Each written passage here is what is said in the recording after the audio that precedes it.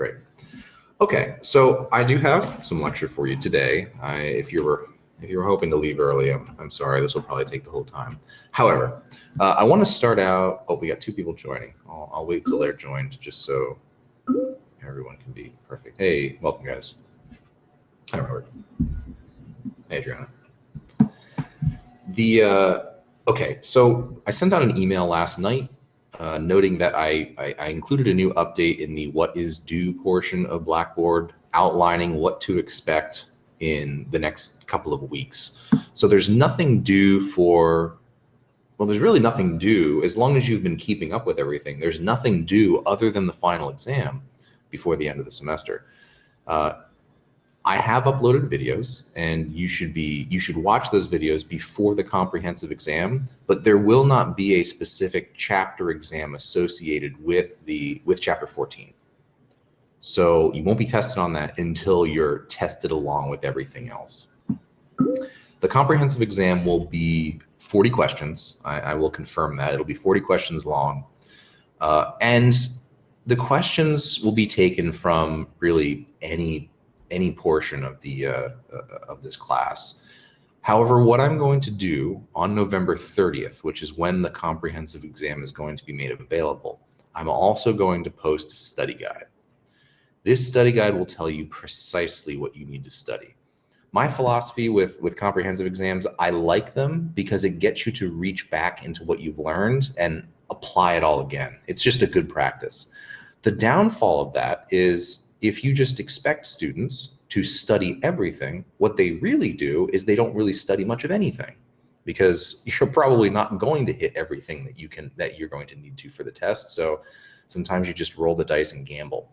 So rather than have you guys roll the dice and gamble on what you should and should not study, I'm going to tell you precisely what you should study. When I give you the study guide, I'll warn you, it's not so precise. For example, I might say that you need to study classical conditioning, in which case you need to study everything about classical conditioning.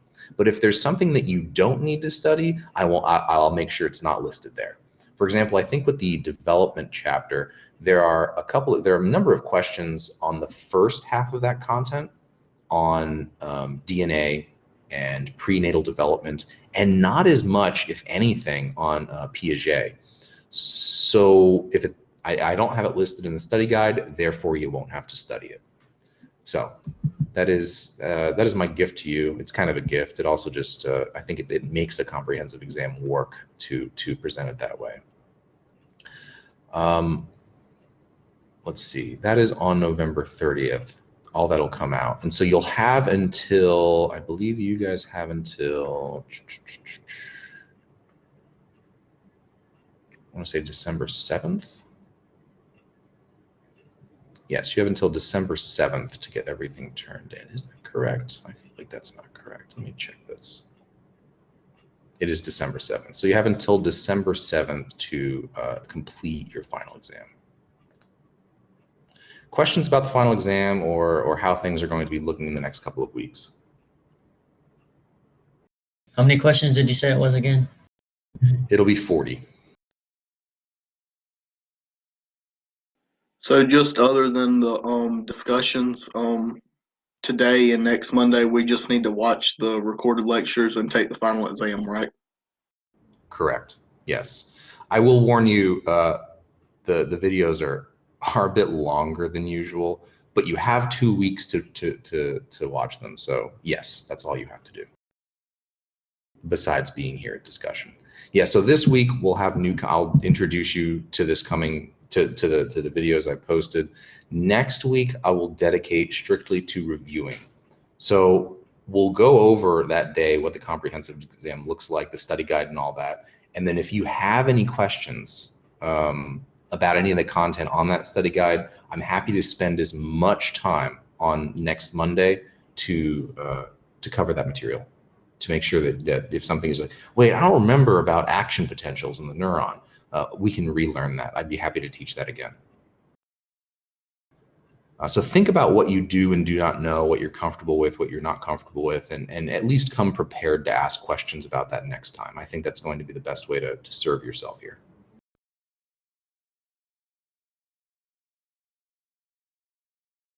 Other questions? Hi, McKenna. Other questions about the final exam or anything happening within the next 2 weeks?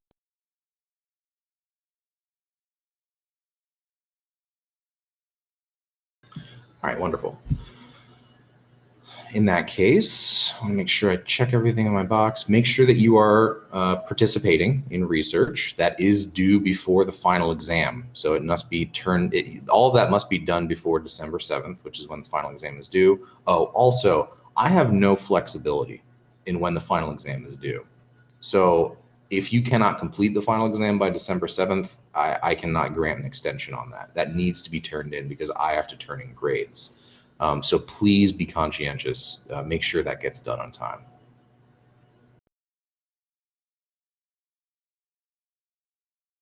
Otherwise, I think that's everything I need to tell you. If you've not filled out the class evaluations, please make sure you do that. And I think we're good. Okay. Let's turn over to the content for this coming week. I really love the chapter on psychological disorders because I think that it adds, this is just the perfect chapter to close out the semester with. It takes a lot of what we've already learned and it outlines how that stuff could go wrong. So you have this nervous system that is designed for predicting things about the world around it, for taking in sensations, sight, sound, smell, and then interpreting it, making sense, finding patterns within those sensations that you're picking up. Well, what we're going to see with a lot of psychopathology is what happens when your nervous system, which is responsible for finding patterns, what happens when it finds too many patterns or when it doesn't find enough patterns? What happens when certain proteins don't get expressed? What happens when your memory is not recording information as well as it should, or you're not being able to learn something, or your consciousness, how you experience something, is different than normal? This is what we're talking about with psychological disorders. We're kind of making this assumption that there is a normal path to psychological development, and then anything that is disordered is going to vastly deviate. It's going to vastly differ from that quote unquote normal path. This is how I would ask you to generally think about it. However, I think that this conversation is going to get complicated when we start talking about, at times, when we're talking about a psychological disorder, what is disordered for one person may actually not be disordered for another. So there's, to a certain degree, deviation from a norm, from a normal pattern of development, could lead to a disorder, could lead to problematic thinking and behavior, but it's not always the case. And so we have this problem where there is a fine line. I'm sorry that someone's doing yard work outside my house. There's this fine line between what is disordered and what just makes you unique, what makes you different. And I kind of want to tackle that, and I hope that we can address that satisfactorily. So in this lecture, what I want to do is I want to define psychopathology, and I want to define what psychological disorders are. You're going to run into a lot of different terms in this class and then outside of this class. People are going to refer to psychological disorders as abnormal psychology. I'll use that term a lot. Mental illness, psychological disease, and the other term I'm going to use a lot is psychopathology. A lot of these terms were created within the context of how psychological disorders were typically treated in the past. We'll go over what's called the medical model, which is the predominant model for treating disorders. And what the medical model tends to do is it treats things that are different as kind of diseases, as things to be fixed. And so when we use the language mental illness, psychological disease, we are painting that picture of this is a dysfunction, it must be fixed. But at times there will be things that look like a disorder that don't necessarily need to be fixed. Again, it might just be who you uniquely are, the way that your brain works. Not that it, is inferior or that it is causes you discomfort or any of the other hallmarks of a disorder, but just that it's different. So recently, people have gotten away from this terminology where it's not an illness, it's not a disease, it's not even necessarily disordered. It might be abnormal. It may not be what most people would consider normal behavior, but it's not necessarily causing a problem. So I would just be aware that these terms exist, and I would say the best term that exists right now is something like a psychological disorder. When you refer to mental health problems, I would say psychological disorder or mental health challenge, something like that is I think the best description of what we're talking about here. So psychological disorders, in this chapter, we're looking at the study of abnormal behavior and mental processes. So let's define that. How do you think we should, or perhaps we do, define what is abnormal or not? What is the hallmark of abnormal psychology? What do you think of?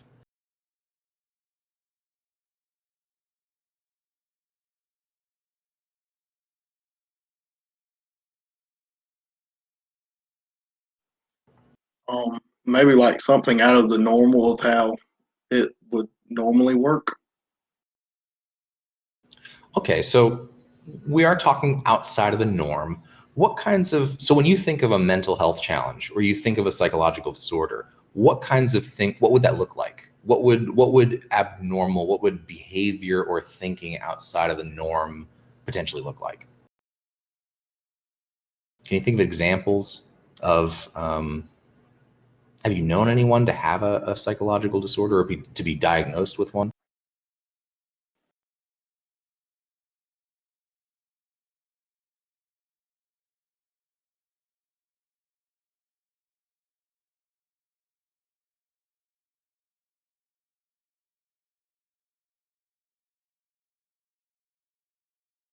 Or at least what do you envision when you saw what this chapter was called? What did you think this was going to be about? What kinds of things?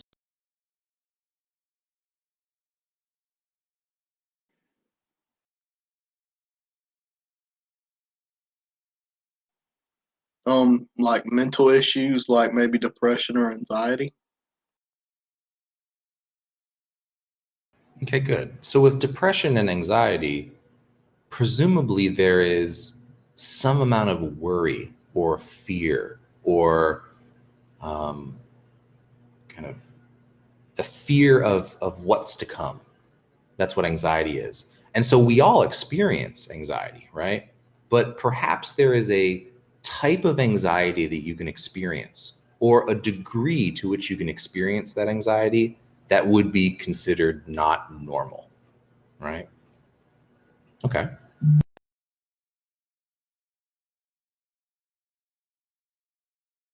If we had to define abnormal psychology using the terms that we've learned in class so far, and you have so many options to do this. You have much to work with here at this point. How would you do that? How would you define abnormal behavior using some of the concepts we've been learning this semester?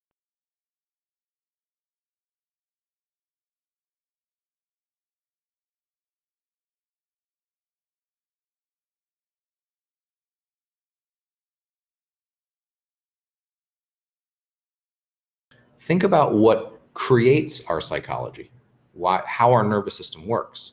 What kinds of things could be abnormal about your nervous system that would produce abnormal behavior or thinking?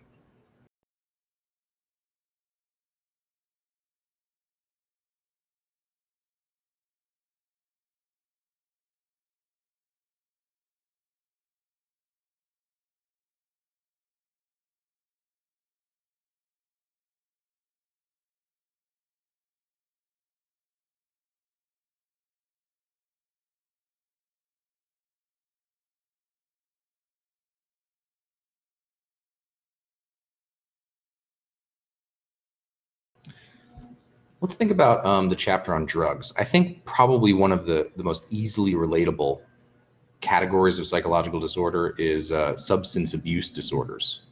There is a category for that within, and we'll talk about it, there's a manual that psychiatrists, psychologists use to diagnose different psychological disorders. What do you, I mean, how would you potentially get abnormal behavior or thinking from abusing certain types of drugs? Potentially.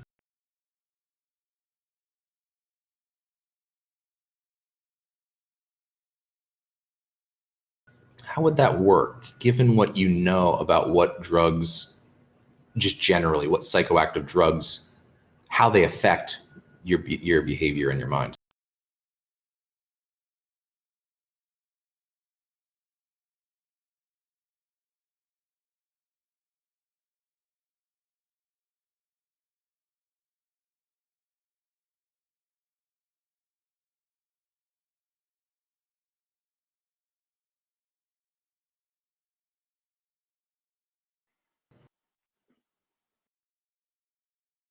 Good, Ryan. I see you opening up. I was gonna say, I'm not sure if you could connect this, but could you say like physical dependence would be abnormal because your body would be depending on the drugs? Absolutely. So when you take a drug, what you're doing, at least if it is physically addictive, you're often changing something about the neurotransmitters, right? Those chemicals that are communicating between, say, two neurons. So if you take enough of a drug, you become physically dependent on it. That is, you need it for your nervous system to work as it would normally work. What that could produce is certain problematic or abnormal behaviors. Someone could, if, I mean, this extreme example, someone is has a very strong alcohol addiction. What that might cause them to do is potentially do things that either harms themselves or harms other people in the pursuit of getting that alcohol, right? So to satisfy that need, you may engage in certain behaviors that are then harmful to yourself and other people. And that potentially could be a category by which we designate something as abnormal. You're willing to do, I don't know, you're willing to cheat someone, you're willing to harm another person to get this thing that you want, to get this chemical.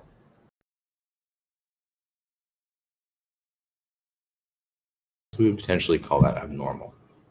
So we can talk about at the level of neurotransmitters. We can talk about just any of the abilities that we have that we've talked about: learning, memory, experiences of consciousness, how you develop those things being different than you would otherwise observe them to be.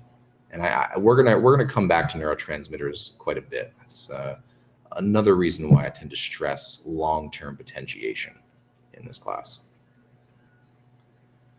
I want to make a quick note about something. What you'll see when you are, people get diagnosed with psychological disorders. And the reason that we do categorize people in this way is that it's helpful for identifying what a person may need, right? So if I diagnose you with an anxiety disorder, the reason I would do that is to give you a label so that you can understand what your symptoms tend to look like, how the disorder is going to progress, and the kinds of solutions or treatments are available to you. So labeling things has that advantage.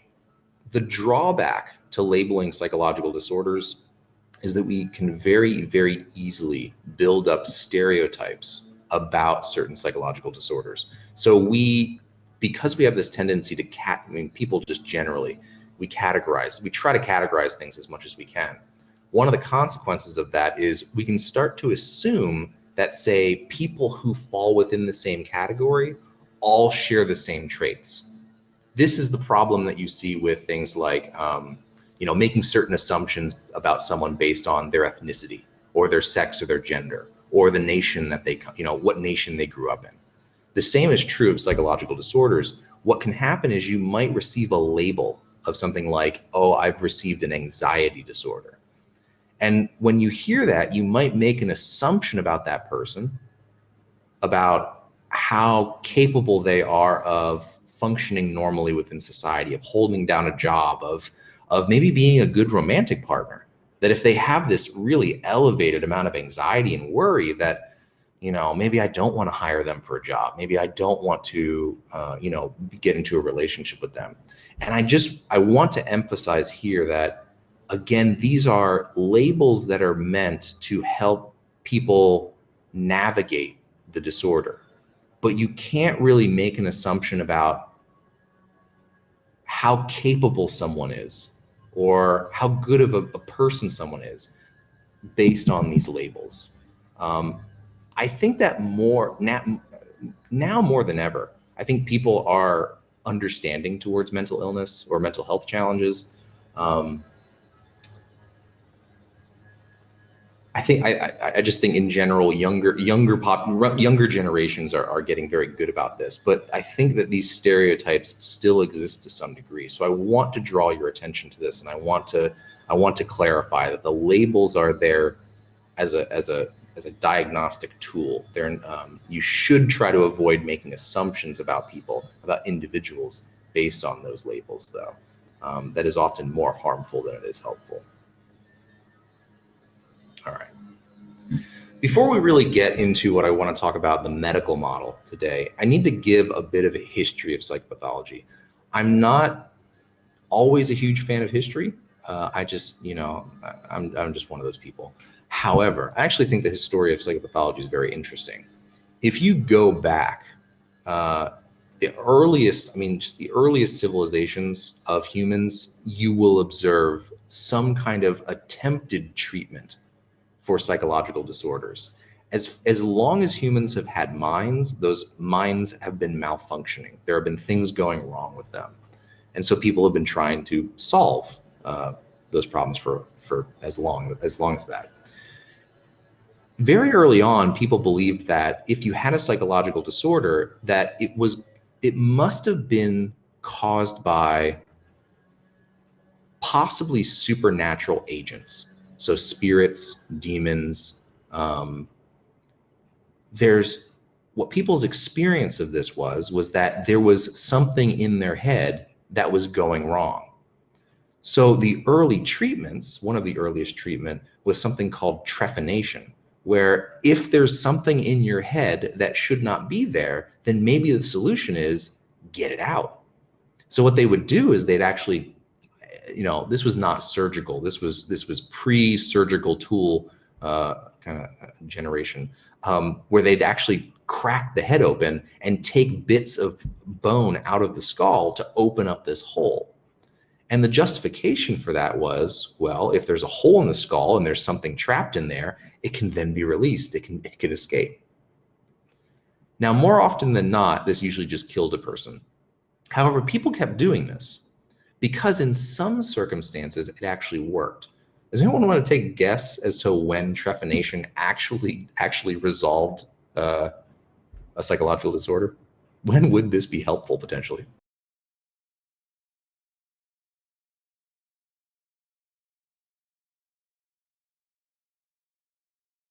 In what circumstance could putting a hole in someone's head actually alleviate a psychological disorder?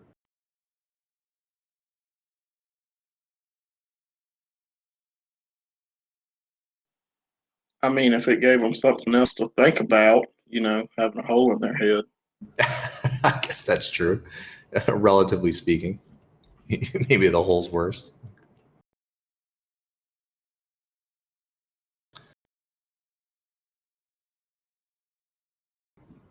One of the very common causes of a psychological disorder back in the day was inflammation of the brain, the meninges, the tissue that surrounds the brain, protects the brain.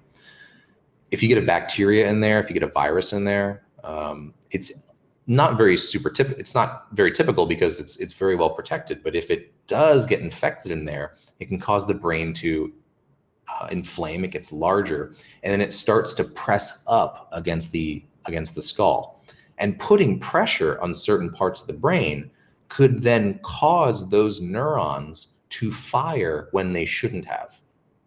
So for example, if someone is experiencing hallucinations, they're seeing things that they shouldn't otherwise be seeing, it could be because the part of their brain that is responsible for processing visual information could be pressed up against the skull, artificially activating those neurons and therefore creating the perception of a pink elephant sitting in front of you. So when this was helpful was when you cracked a hole in someone's skull and then allowed the brain to expand a little bit rather than press up against the skull. Again, this didn't help very much because it usually led to bacterial infection that then killed the person. But for alleviating the symptoms, it did work for a little bit. And so it was a very common practice for a long time. What you then get is, for a long time, this was basically the practice. In the kind of late BCE era, you got Hippocrates coming along, and anyone who wants to enter the medical profession, you will learn about Hippocrates. When you take the Hippocratic Oath as a doctor, that is a promise to do no harm, that you will never use your medical training to intentionally hurt another person. That comes from Hippocrates. And what he's credited with in terms of psychopathology is being, at least within the Western world, within Western thought, the first person to say, hey, listen, I actually don't think this is due to spirits. I don't think this is due to demons. The brain is part of the rest of the body. So if something's going wrong with your thinking, with how you behave, with how your brain is working, then it must have something to do with the rest of the body. And this was good. This was really the first biological explanation for psychopathology. The problem was his model was a little wrong. He thought that what led to psychopathology was an imbalance in what he called humors. This is an old idea, and it unfortunately persisted for some time, like well into the 18th and to some degree the 19th century. But the idea was how healthy you were was going to be a consequence of the concentration of basically three biles. There was a black bile, a yellow bile, and a red bile. And each of these were considered humors. Humors is also another word for kind of like a liquid, a kind of thick liquid, a bile. So what Hippocrates put forth was, well, okay, if someone is having this psychological disorder, the humors are imbalanced. So to fix it, what we should do is we should equalize the humors. In many cases, what that usually meant was, oh, maybe this person has too much red bile. And red bile was basically just blood. So what they do is, to treat psychological disorders, is they would bleed people. They would either take leeches, which are known to suck blood out of a person. They'd put it all over their body, suck out some of their blood, and then presumably that would help. But for a long time, what you would see, and you kind of see this up into the 19th century, is people would intentionally bleed patients. That if you had something wrong with you, it was probably in the blood. There was a disease that you had. So to get rid of that disease, we would just get rid of some of your blood. Also not super effective. Turns out leeches sometimes help because leeches have in their saliva, they have an anticoagulant. So that means it helps blood to flow more easily. So if you have a problem because of a blood clot, sometimes leeches can actually help. But just straight up bleeding someone out tends not to help. In fact, you become anemic, you're losing blood, you're not carrying oxygen as well, you're not carrying nutrients as well. It usually just hurts someone. But this idea that it was biological, in and of itself was a good step. It just needed to be refined. There was a period around the Middle Ages and into the Renaissance era where, although this idea that psychopathology was biological stuck around, the predominant model became, the predominant explanation for psychopathology went back to, it must be spiritual possession. It must be demons. And so here you actually, in the Middle Ages, you started to see that the Roman Catholic Church, at least again in the West, became largely responsible for treating psychological disorders. This is where you started to see things like exorcisms, where say a woman seems to be speaking in tongues, she can't get out of bed, there's something wrong with her. So they bring in a priest, and the idea is the priest would perform a ritual to draw the demons out of the woman. Didn't really help. Turns out that seems to not be causing psychological disorders. And in the Renaissance era, there was a very big pushback against what was seen as witchcraft. Usually women who had control over spirits and demons to some degree, and this woman would then cause these demons and spirits to inhabit someone. And when they would inhabit them, it would cause them to do wild, crazy things. So let's say that somebody within the community started just having, displaying sociopathic tendencies where they wanted to kill people, they were willing to cheat other people, they were willing to do all these immoral things. Rather than really treat the person or address the person who was doing these things, what they'd do is they'd say, this must be because of a witch. There must be a witch within our midst, that we need to kill that witch, and then all these problems will go away. Well, that didn't work either. And in fact, that's what led to a lot of the, so for example, the witchcraft trials back in early America. It was done for the reason of trying to get rid of the influence of demons and such on people, but turns out that also doesn't seem to be affecting people's behavior. So it wasn't super effective. So we kind of had a dark age there in terms of treating mental health. Then in the modern era, and this is the model that we currently use, we started practicing the medical model. The idea here again is that if medicine is good at treating physical abnormalities or physical problems, then perhaps we can apply the same thing to psychological disorders. This analogy is actually quite good. Here's another bit of information I just want to make sure sticks with you. Most psychological disorders that develop within people are not permanent. They're not chronic. They don't last forever. Most psychological disorders are going to last for a little while, and then they are going to be resolved one way or another. As much as you could play a sport and get an injury that takes you out for several months, the same is happening with psychological disorders. Something may happen, you develop this disorder, it might be affecting you for a little while, but then eventually you often will heal through, with help, with time. There are many things that contribute to that, but you will resolve that. You will get over that, usually, eventually. Most psychological disorders are not chronic. So if they are not, even if they are chronic, if they are these things that last for a little while and it's tied to the body, then maybe we can use the same procedure for treating physical problems to treat psychological problems. And here's what the medical model outlines.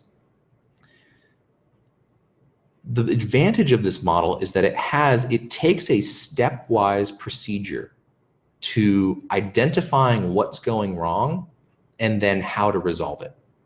And this stepwise procedure looks like this. First, you want to try and identify what's called the etiology of a problem, and that is its source or its cause. So if you were to get a broken bone, the etiology of that broken bone would be, I don't know, you tripped and you fell and you hit that bone against something, or you were playing a sport and you landed just the wrong way. This cause of it.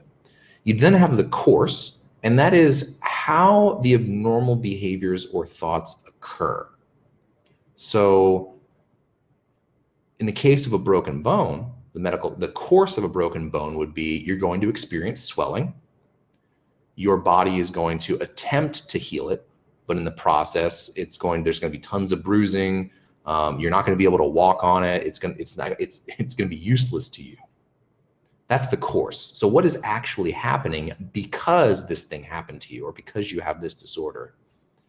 And the prognosis is a prediction about how symptoms are likely to progress. Is this something that you're going to have to deal with forever, or are you going to get over it? The prognosis for a broken bone is often going to be, it's going to take several months for this to heal, but then you're going to reclaim your ability to walk, to use it. However, there might be part of the prognosis that says This was a very deep fracture, and yes, it's going to heal itself, but you may have damaged some muscles or some tendons or some other important structures around that bone that are then going to perhaps limit your mobility going forward. Maybe as you get older, you're in your 80s or your 90s, that's probably going to be the first place where you start experiencing pain, or you start having some limited mobility. So that's prognoses, kind of these predictions about the future. The argument is that we can apply this model to psychological disorders to help treat them. So I want to give an example of one, generalized anxiety disorder. We're going to talk about this in the lecture, in the recorded lectures, but I want to draw out what this would look like. So to define it, it is persistent, excessive, and unrealistic worry about everyday things. And I'm gonna share this whiteboard real quick. I'm gonna try and draw a graph for you. And let's say that on the x-axis here we have time. I apologize, I'm terrible at drawing on the computer. And on the y-axis here, I'm not gonna write it out, but on the y-axis we're going to have the amount of anxiety that you're experiencing. Let's say that right in the center here is going to be your baseline level of anxiety. So when you wake up in the morning, this is how you feel, right? So you wake up, you're kind of this level, maybe you're just kind of waking up doing your thing. Then as the morning goes on, you realize, oh, okay, I got to study for a test today, or I have to attend class, and I really hate this class, so I'm feeling kind of anxious about it. And then you get out of class and you go, okay, you got a little bit of relief, right? You go back to normal. Then you realize, oh shit, I had to pick up my brother from school, or I had to do this for my sister, or I had to take care of this, and you forget, and then you're stressed for a while. Then you take a break for lunch, and maybe you're kind of more relaxed than usual because you're happy and you're full. And then you go back up and have to do some work for the afternoon into the evening. You get more stressed out, and then you go back down, and near, maybe at the end of the night, you actually start to relax a lot. You have a good time, and then your anxiety returns to normal by the time you have to go to bed. So this is bedtime. So throughout the day, just any old person is going to experience some fluctuation in their anxiety, where sometimes you have high points and sometimes you have low points. With generalized anxiety disorder, imagine that you have these same experiences. So that is, this is where you're starting at the beginning of the day. Your anxiety just tends to be a bit higher than everyone else's. But when you have those, the class that you have to attend or the tests you have to take, your anxiety increases. When the class is over, your anxiety still decreases. It spikes up here, stays higher, then comes back down, and you relax a lot, and then it spikes again, and then it goes down even more, and then you go to bed. You're experiencing all the same fluctuations. The difference is, overall, you are experiencing more anxiety. You're experiencing more worry. You're stressed out more. What this means is, even though you are experiencing these fluctuations where maybe around here or around here, you're having these lows where you're feeling more relaxed, even when you are the most relaxed throughout the day, that is more stressed out than this person experiences at their most stressed out time. So what is feeling extremely stressed out to you may actually be relaxed to someone with generalized anxiety disorder. That's what this tends to look like. It's this kind of persistent, it's excessive, and in often cases it's unrealistic worry about everyday things. Okay, so let me bring this back up. Let's say that someone comes in and they say, I'm experiencing these symptoms. I'm having this problem. How could we use the medical model to potentially treat it? Well, if we think about the etiology, we can think about what is the source of that anxiety. There are often many. Unfortunately, with something like generalized anxiety disorder, one of the big contributors is genetics. Turns out anxiety is heritable. If your parents, if one or both of your parents were diagnosed with an anxiety disorder, chances are you're going to be diagnosed with one as well, or experience similar levels of anxiety. So that could be one cause. It's just genetic. But there could be other causes as well. Let's say that recently you lost a loved one, right? For most people, that is going to cause a bit more anxiety than usual. But let's also imagine that you own a business, okay? Maybe you just started up your business and you run this business with your loved one. That elevates your anxiety because running a business is a very difficult thing to do. And then you lose your partner, and so this person who you were relying on to help you run the business, not only are they gone and you miss their love and affection and their companionship, but you are also missing their ability to help you with the business. And so for that period of time, after all that happens, after they pass away or after you lose them, you're really high in anxiety. So these would be potential causes of the anxiety. You can then look at the course. What's actually happening? As you are stressed out, as you are experiencing this anxiety, is it helping you as much as anxiety might help you? So, when you feel anxiety, it might motivate you to get something done. This is why you typically feel anxiety before a final exam. It motivates you to actually go out and study. But if you're experiencing too much of it, what that could actually look like is, well, you are stressed to such a degree that you may not want to get out of bed to actually engage with the things that are in front of you. Or maybe you are, because you have more to do, you are drinking more caffeine than you otherwise would. And so drinking too much caffeine, first off, could also not only be another cause of the anxiety, but drinking too much caffeine could be unhealthy for you. If you're drinking like a whole pot of coffee a day, that might run you ragged. And you're probably gonna have health problems in and of itself. So we can look at what that anxiety then causes you to do. What kinds of behaviors do you engage in? What that allows us to do is we can identify points of intervention. Well, if all of this stress, now that you're running a business by yourself, you're drinking more coffee than you otherwise would, maybe one of the solutions to the anxiety that you're experiencing is find a replacement for that coffee or wean yourself off of it. Or if the cause, the etiology of that anxiety is you are now running that business alone, perhaps one of the solutions is take some time, invest that time into maybe hiring someone who would be willing to help you run that business or who could alleviate some of the pressures that you're experiencing. So by identifying the course, what kinds of behaviors or thoughts you engage in because of this anxiety, you can start to identify points of intervention of how to address those problematic behaviors.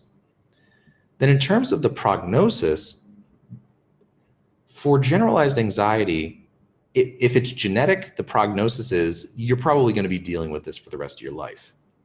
However, if the prognosis is this is due to you losing your partner, or this is due to you starting up a business for the first time, the prognosis could be this is going to be a problem for as long as you are grieving the loss of your partner, or this is going to be a problem for until your business becomes established and you have hired other people.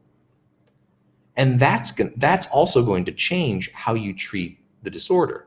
If it's temporary, part of the solution might be managing that anxiety until your circumstances change, until your business, you can let go of your business a little bit more, or until maybe you find someone else who, you find another romantic partner who comforts you and gives you that relief from the anxiety. That's different than if it's genetic. So if the prognosis is it's genetic, then maybe we can't just wait around for things to change. Maybe there are other solutions, such as certain types of continually taking certain types of therapy that could help you deal with the problems of having this anxiety. So this, I think, highlights the advantage of the medical model, is rather than just kind of pushing psychological disorders onto, oh, it must be because of imbalanced humors, it must be because of spiritual causes. What we're doing is we're identifying different aspects of that disorder. What is its cause? What does it actually look like? What does it cause you to do? And how is it going to change over time? And then we can tailor a treatment based on what the cause is, what it looks like, and how it's likely to progress. This has served medical doctors very well for a very long time.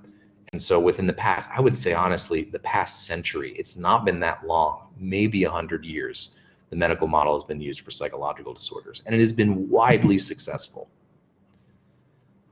The problem is it does medicalize disorders to some degree, and when you treat something almost too medically, sometimes you miss the kind of element of humanity that you have to show someone to also help them overcome a psychological disorder. Turns out, if you want the single best solution to any disorder, it is usually engagement in community. It is actually being social with other people. The most effective treatment for most people is finding a support group for other people, that is with other people who are going through the same thing as you, finding a group of people, other people with generalized anxiety disorder, because then they realize they're not alone, they can share strategies for overcoming their anxiety, etc. So it's important not to over medicalize it, but it has been very helpful. Questions about the medical model. I realize I've been talking too much, but questions about the medical model or how it can be used to address disorders.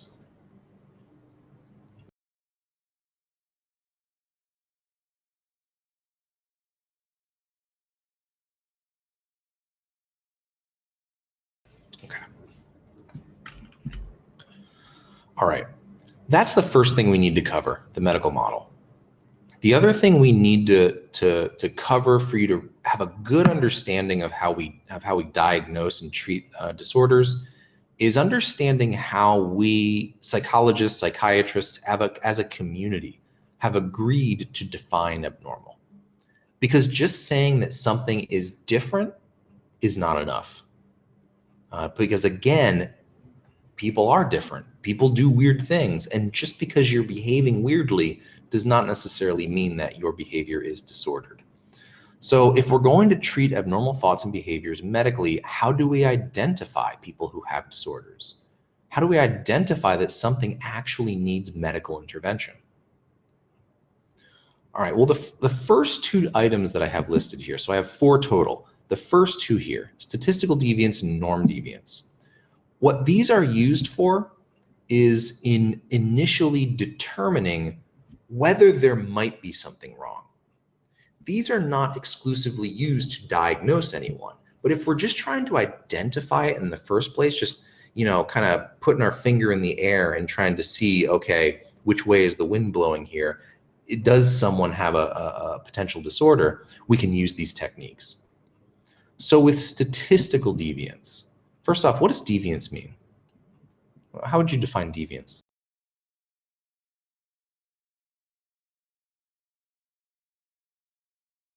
What does it mean for something to deviate?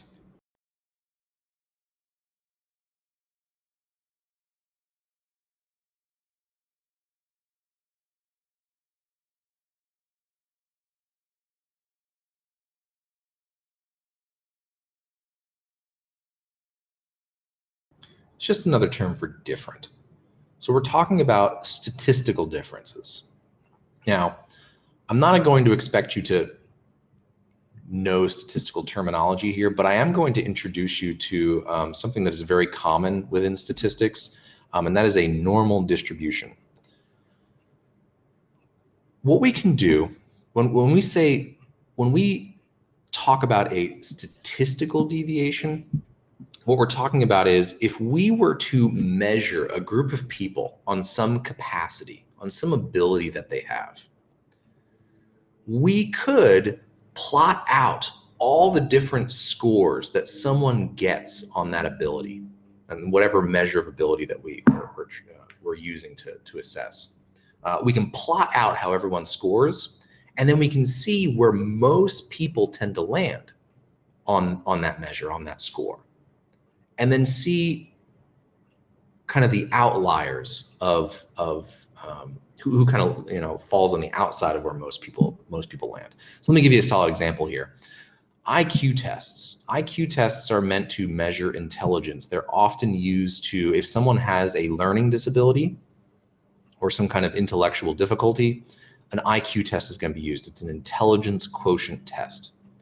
And how IQ tests are scored, so what they'll do is if anyone's ever taken a good intelligence test before, what they do is they'll quiz you on certain things like just straight up, first off, historical and content knowledge, your vocabulary, but then some of the really, I think, most impressive stuff is they'll have you solve problems and then they'll time you. And these are problems that most people could just solve, but how quickly you solve them is going to tap into your intelligence, because part of intelligence is how quickly you process information, how quickly you problem solve. So they might be these tests where you have to solve a word problem as quickly as you can. They'll give you spatial reasoning tests, which are tests of being able to fit certain pieces together to create, say like fitting a bunch of triangles together to make a square. Can you solve a puzzle? How quickly can you solve a puzzle? Those kinds of things. And so if you take these many different tests, you then get a score that's called the IQ score, your intelligence quotient. And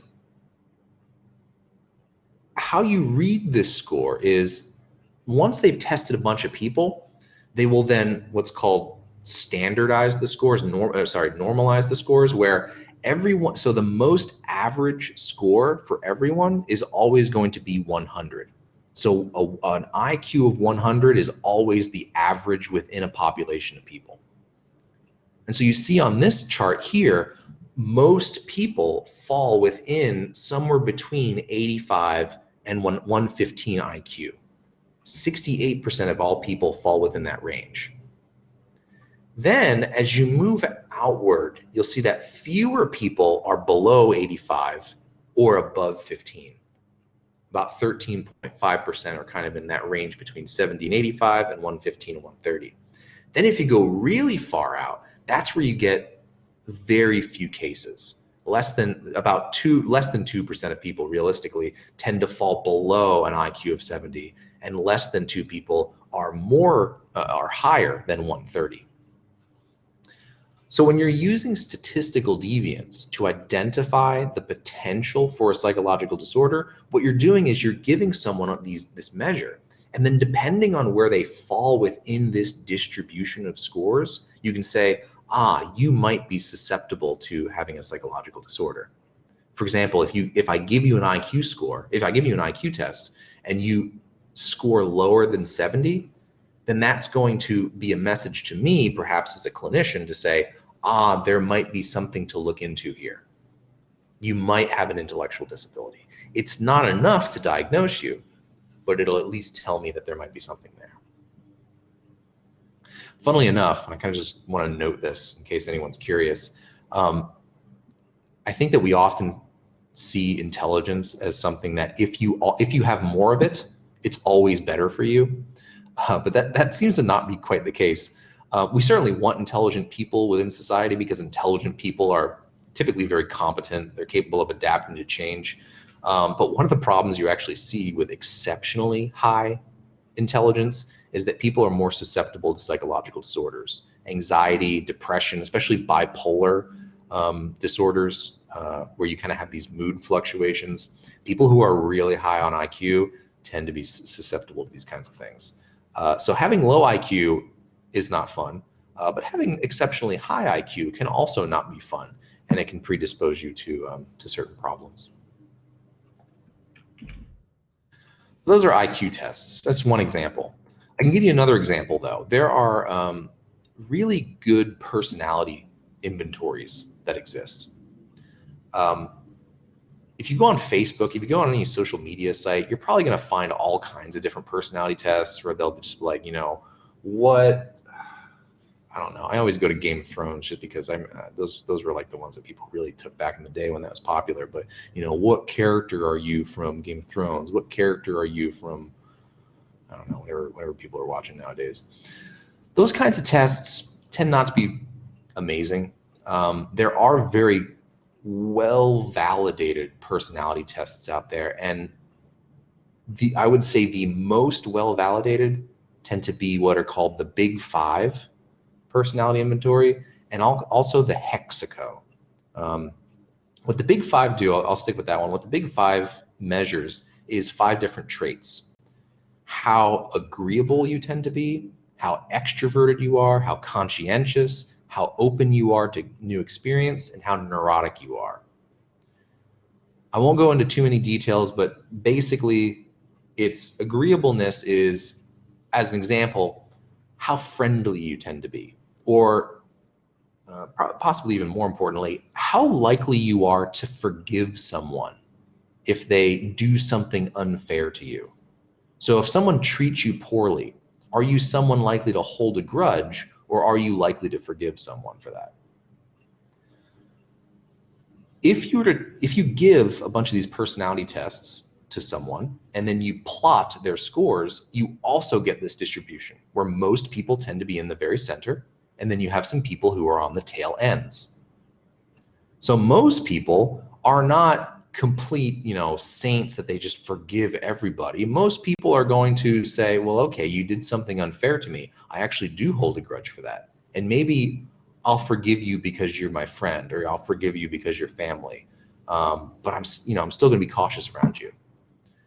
There are people, though, that fall on the tail ends, and the people who fall especially low on agreeableness, this is where you get just, assholes, right? People who do not forgive, quickly. They're not very kind. They tend to have this kind of aggressive disposition when they're getting along with people. So you meet them for the first time, and they're very direct. They bond with people through making fun of other people. Low agreeableness. Then you have so what this could indicate is if you score especially low in agreeableness, that actually could be a sign of some kind of disordered thinking, whereby if you are incapable of forming close bonds, of forming these kind of friendly relationships with other people, that can get in the way of you holding down your job, of you being the leader of a group, of you forming romantic relationships, which may be important to you. And so to some degree, your extreme types of personality could be considered disordered. The opposite is possible too. So if you are extremely high in agreeableness, I think we tend to see this as a very virtuous thing, that if you're just so willing to forgive, you're such a good person. We should all strive to be so forgiving. But the dark side of that is, if you forgive people too much, then you're a pushover, right? You do not necessarily stand up for yourself, and you might not stand up for what is right. In a situation where, say, you're in a position of power, and you are debating with someone else about what should be done, maybe where certain grant money should go, or whether we should legalize, same-sex marriage, et cetera, et cetera. You might have a very good point to make, but if you are too agreeable, that you just don't like disagreeing with people, you may not be standing up for what should actually be done in that situation. And so being too agreeable, being too forgiving, also can be problematic. And so if you are really high on that attribute, that could also be a type of disordered thinking in the right circumstances. So personality works that way too. And then with theory of mind is something that I brought up in the development chapter in this past week. Theory of mind is that ability to understand that someone else's thoughts and perspectives are different from yours, right? So being able to understand that other people have thoughts that are different from you? Well, we know that some people sometimes lack this ability, and I mentioned that autism is autism is kind of the hallmark of that. With autism, if you're on the autism spectrum, to some degree, you're usually lacking some capacity for theory of mind, such that you have somewhat more difficulty kind of reading other people's expressions, predicting their feelings, being able to get into their shoes. So we have tests of this as well, and this is how they tend to test for autism in children, is they'll give these tests of theory of mind, and if you score relatively low on those tests, there might be something wrong. All right, this is statistical deviance. So we're actually seeing, do people differ on some measure statistically from other people? There's also something called norm deviance, and this is probably much easier to grasp. It's just that, do you break social norms? So, for example, I might, if you give me a test, score totally fine on, X, Y, and Z measures. But if I just got up right now, stripped down naked, and turned on my camera, that would be extremely abnormal behavior. That would be breaking a very important social norm. And so that might cue you into, there's something wrong here. If someone is murdering people, if someone is stealing from others, if someone is just generally, if someone is acting very strangely, if they break if they do something that most people don't do, then that could cue us into the potential of a psychological disorder. Again, this isn't enough. Because sometimes you can, again, be weird, be different, but it's not necessarily disordered behavior. And so how do we draw that line? How do we actually classify something as disordered? This is where we need to go to the last two criteria. And these are subjective discomfort and inability to function normally. Subjective discomfort just means, does the way that you behave or the way that you think cause you distress? So let's take that example of, let's take the example of being really, really low on let's go the high route. You're really high on agreeableness. You're very forgiving.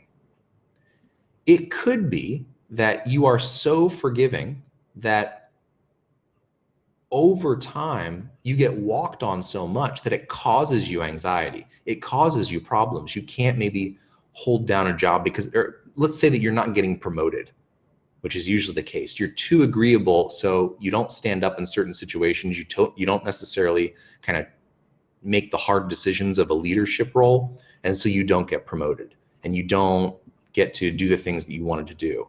That would be discomfort for you, right? To have this personality trait that puts you in a situation where you're not ascending in your job as in the way that you would want to. Or maybe you're so agreeable that you don't disagree with your romantic partner. So when your romantic partner is making decisions, you're just likely to go along with them.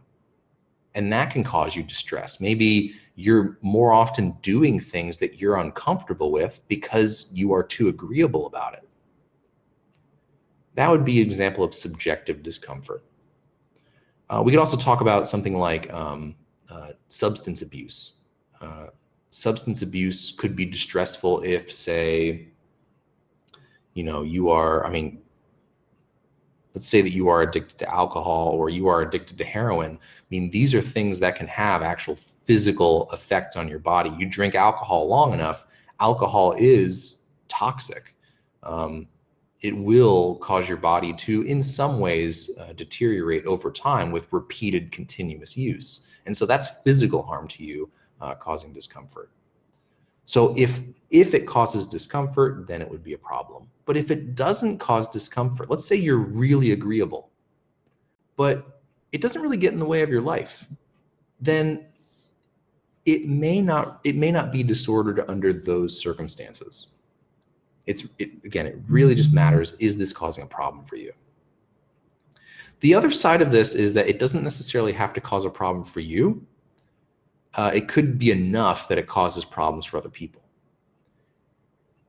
Now, this is kind of a tricky line to walk on because, for example, if I'm really agreeable and you just really hate that about me and it makes you uncomfortable, that's probably not enough to say that I have a disorder. It might just be your problem. However, and a good example of this would be something like psychopathy or sociopathy, which is when someone often may not experience the same amount of guilt about doing really shitty things to other people. In the extreme cases, killing other people, psychopaths, that kind of thing. So someone who has psychopathic tendencies, they may actually be perfectly happy. They're perfectly fine to kill other people or to cheat them or to mistreat them. Totally fine by their standards. But the problem is they're killing other people. They're mistreating other people. They're causing harm to others. And so in that case, it may not matter how the person with the disorder feels. It matters more how their behavior affects other people.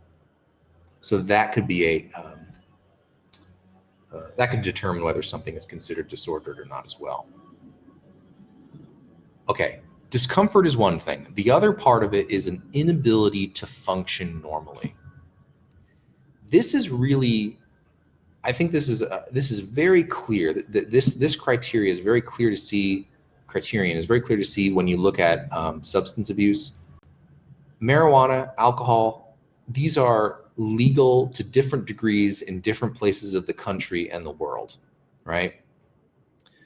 And people have essentially learned, okay, you can drink a certain amount of alcohol in such a way that it doesn't impair your ability to hold down your job or to maintain your friendships. If you do it socially, if you do it, at a party, if you do it in moderation, we consider this okay.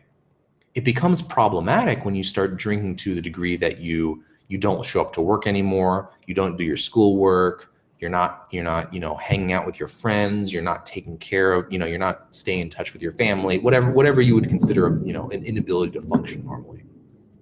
Well, that was some thunder.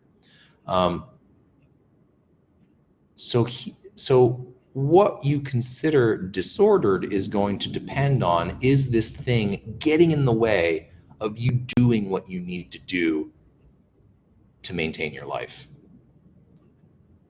With anxiety, what this looks like is, let's say that we'll talk about phobias during our lectures, in the recorded lectures. Let's say that you have an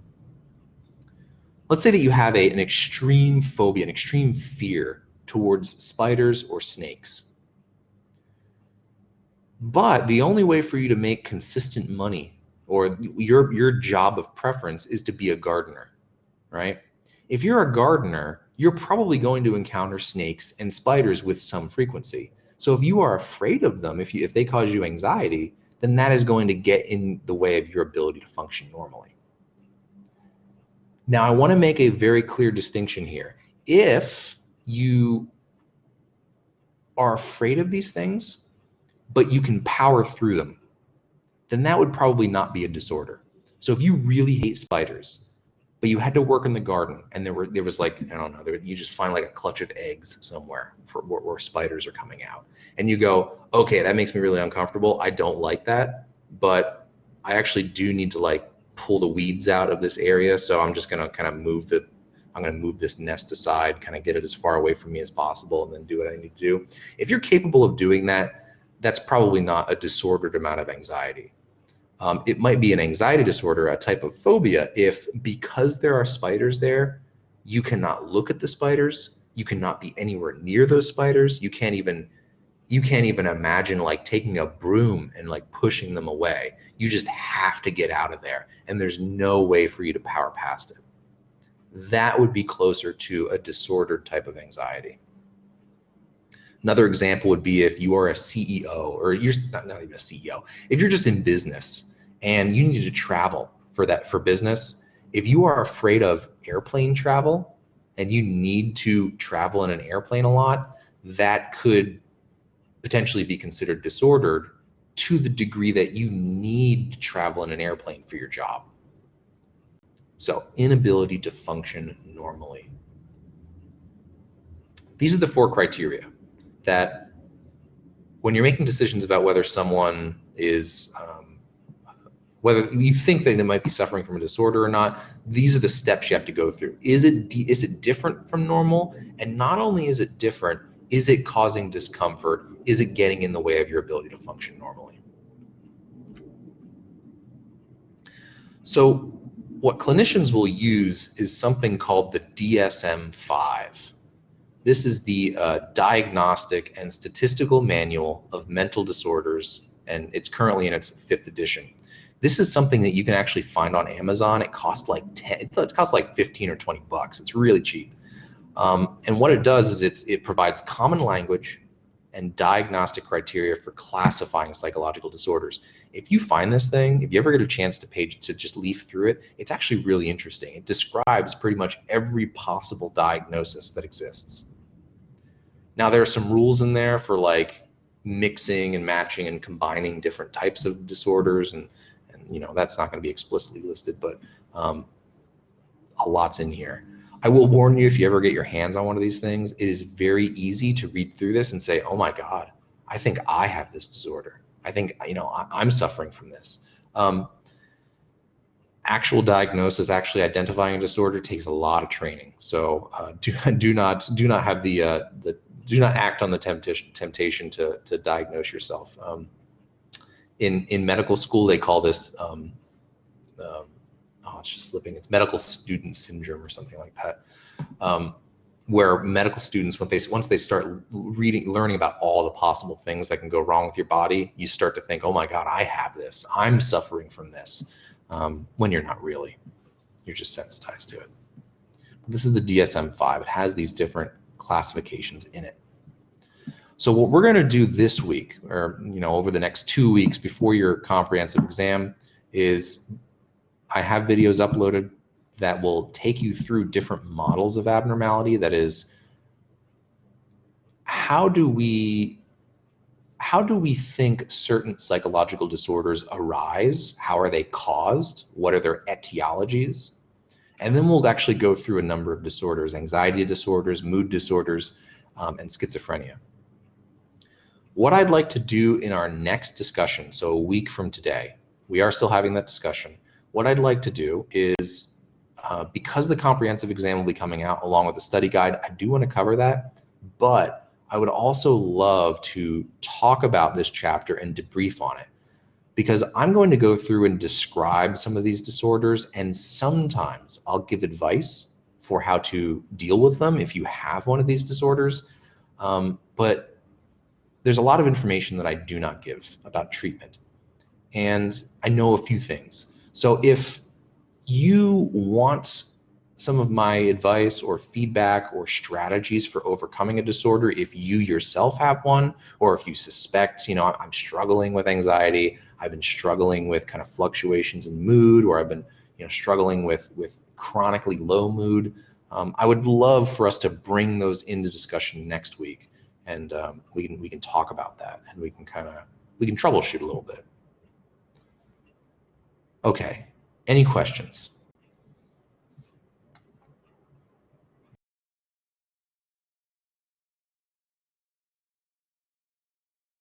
All right, so again, on November 30th, the final exam will be made available along with this, along with the study guide. We'll meet next week, and your final exam will then be due by December 7th, I believe. If you have any questions, please let me know. And otherwise, I hope you all have a wonderful Thanksgiving break, and stay safe, okay? Thanks, everybody.